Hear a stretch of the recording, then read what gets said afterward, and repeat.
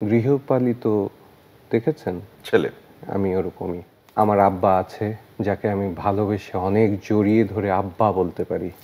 সবার বাবা থাক, সেটাই চাই। কাজী মারুফ একটা ইতিহাস, কারণ ইতিহাস ছবির নায়ক আপনি।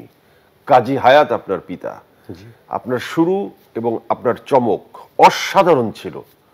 হঠাৎ অভিমান না কি তা জানি না, দেশান্তরী। তো ওই ব্যাপারে আপনি অনেককেই অনেক কিছু বলেছেন, কিন্তু আমার সাথে একটু আপনি শেষ কথাটা বলেন।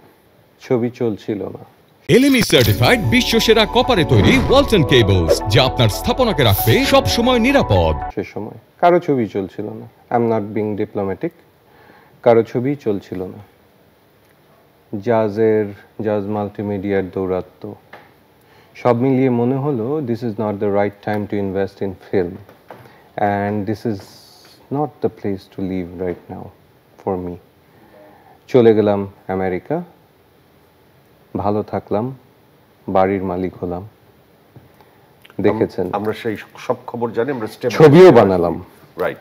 কিন্তু আপনি যখন যত সহজে বলছেন চলে গেলেন আমেরিকা, এবং এই যে ডিসিশন নেওয়া একজন মানুষের জন্য, সে যেই প্রফেশনেই থাকুক না কেন, রাইট টাইমে রাইট ডিসিশনটা কিন্তু খুবই কঠিন, সবাই নিতে পারে না।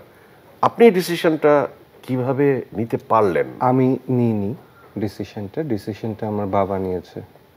আমি এখনো আমি বলতে পারি গৃহপালিত দেখেছেন?